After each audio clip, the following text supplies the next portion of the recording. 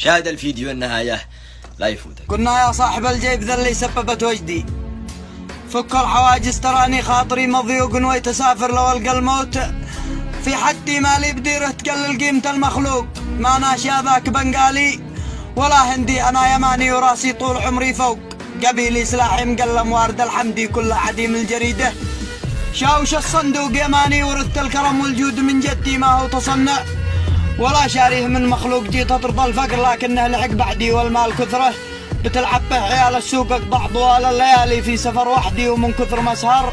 تشاهدني تقول ملبوق برغم اننا معرف البيره وابو جندي ويحرم علي مشافه، قبل حرم الذوق احيان تعدم علينا قرش هالنقدي ونبطل الرز والحاشي مع المسلوق، واحيان نتخور المضغوط والمندي بعدين نشل المصارفتين من مرزوق، والان هذا الاقامه تك يا حيدي صور ابوها تراني منها مخنوق ما طام والله باقي.